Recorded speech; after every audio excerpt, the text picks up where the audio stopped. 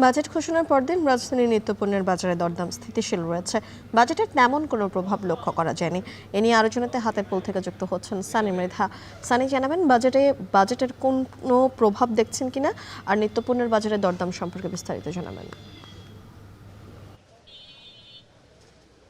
আমি যদি প্রভাবের কথা বলি, আমি সেক্ষেত্রে যে নিত্যপণ্যের যে ৬০টি পণ্যের দাম কমানোর সিদ্ধান্ত নিয়েছে, সেটার উৎস কর থেকে শুরু করে সব ধরনের যে দাম কমানোর যে সিদ্ধান্ত নিয়েছে, তার কোনো প্রভাব আপাতত আমরা দেখছি না। এর মধ্যে তারা সবশেষ যে চাল পাইকার বা মিলারদের থেকে কেনা হয়েছিল, সেই মিলারদের দামই বা সেই দামই কিন্তু আগের তুলনায় অনেক প্রকারভেদে ৩ থেকে ৪ টাকা বেশি করে বিক্রি করছে।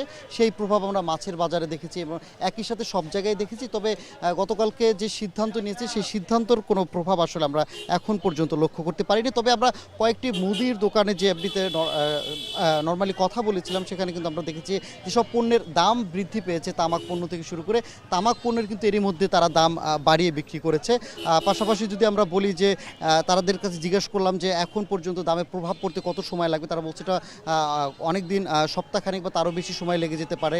তারা যে দামে বিক্রি, যে ক্রয় মূল্য কিনেছে, সেই জায়গা থেকে কিন্তু সেটার কতটুকু ভর্তুকি সরকার দিবে বা আদতে দিবে কিনা, সেই বিষয়ে কিন্তু অনেক সিদ্ধান্ত নির্ভর করছে। তবে যারা ক্রেতা রয়েছে তাদের সাথে কথা বলে আমরা আমাদেরকে যেমনটা জানিয়েছে যে সরকারের এই সিদ্ধান্তকে তারা সাধুবাদ জানিয়েছে, তবে দ্রুতই এই সিদ্ধান্ত কার্যকরের আহ্বানও তারা জানিয়েছেন। আর পাশাপাশি যদি আমরা বলি, এখানে বিক্রেতাদের সাথে তারা বলছে যে আমরা যদি পাইকারি যেখান থেকে ক্রয় করা হয় বা মিলার যারা আছেন তাদের জায়গা থেকে যদি সেই ন্যায্য মূল্যে বিক্রি করা হয়, সেক্ষেত্রে কিন্তু তারাও স্বল্প মূল্যে, অর্থাৎ সরকার যে আগামীতে নির্ধারণ করে দিবে বা যে কমানোর যে সিদ্ধান্ত নিয়েছে, সেই সিদ্ধান্ত মোতাবেকই কিন্তু তারা বিক্রি করতে পারবে বলে আমাদেরকে জানিয়েছে। তবে স্বাভাবিকভাবে যে কাঁচা বাজারে আমরা দেখেছিলাম যে হ্যাঁ, সেই কাঁচা বাজারের মূল্য কিন্তু গেল সপ্তাহের তুলনায় বা ঈদের পর যেমনটা ছিল তেমনটাই আছে, বা প্রকারভেদে অনেকটাই কমেছে। এর বাইরে যদি আমরা বলি যে আমরা দেখেছি যে এর আগে যেসব পণ্যের দাম বাড়ানো হলে কিন্তু সাথে সাথে এবং কি দাম বাড়ানোর আগে থেকেই কিন্তু বৃদ্ধি পণ্যগুলো কিন্তু তারা বেশি দামি ক্রেতাদের কাছে বিক্রি করতেন। তবে সেরকম দাম যেগুলো কমেছে, সেই প্রভাবটা কিন্তু এখন নেই। তো এই ছিল আসলে হাতির পুলের কাঁচা বাজার থেকে সবশেষ খবর আমার কাছে। হাতের পুল কাঁচা বাজার থেকে সরাসরি যুক্ত হয়েছিলেন সানি মৃধা। এবারে বাজেটে দেশীয় পণ্যের প্রতি আস্থা বাড়াতে বিদেশি খাদ্যপণ্য ও ক্রোকারিজ পণ্যে বিশেষ কর নির্ধারণ করেছে সরকার, যার প্রভাব পড়ছে ভোক্তা পর্যায়ে। এ নিয়ে বিস্তারিত জানাতে উত্তরা থেকে যুক্ত হচ্ছেন আতিক মেজবা লগ্ন। বিদেশি খাদ্যপণ্যের বাজারের প্রভাব কেমন দেখছেন এবং ক্রেতা বিক্রেতারা কি বলছেন?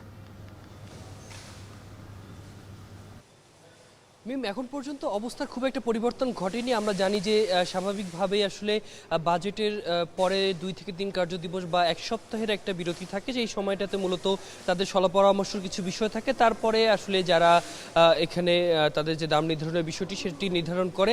তবে আমরা কথা বলেছি, ক্রেতারা যারা রয়েছেন তারা বলেছেন দেশীয় পণ্যের উপর যে গুরুত্বের জায়গা সেটি কিন্তু এখন পর্যন্ত খুবই স্বাভাবিক অবস্থানে রয়েছে, খুব একটা এখানে পার্থক্য নেই। তবে তারা আশা করছেন সময়ের সাথে যখন আসলে এই কর নির্ধারণ হবে, তখন দেশীয় পণ্যের উপর তাদের যে নির্ভরতা রয়েছে সেটি কিন্তু বৃদ্ধি পাবে। এবং আরেকটি বিষয় জানিয়ে রাখা খুবই জরুরি বলে আমি এখানে মনে করছি, সেটি হচ্ছে অনেক ক্রেতাই বলছেন যে যখনই আসলে কর নির্ধারণ করে আমদানিকৃত যে পণ্য রয়েছে সেগুলোর দাম বৃদ্ধি করা হবে, তখন আবার দেশীয় যে পণ্যগুলো রয়েছে সেগুলোর দাম যেন কোনোভাবে বৃদ্ধি করা না হয়, সেই দিকে আসলে তৎপরতা বা বাজার মনিটরিংয়ের যে বিষয় রয়েছে সেদিকে গুরুত্ব দেওয়ার বিষয় কিন্তু স্পষ্টভাবেই আসলে যারা ক্রেতারা রয়েছেন তারা বলেছেন। আমরা ভোক্তা পর্যায়ে যারা কাজ করে তাদের সাথে কথা বলেছি, তারাও সেই সংখ্যা জানিয়েছে। তবে মাঠ পর্যায়ে যখন তদারকি করা হবে তখন আসলে বিস্তারিতভাবে জানা যাবে। তো এই ছিল আমার এখান থেকে সর্বশেষ। বাজেটে অনেক কিছুর দাম কমলেও তার প্রভাব পড়েনি খুচরা বাজারে, সেটি জানাচ্ছিলেন সহকর্মী আতিক মেজবা লগ্ন।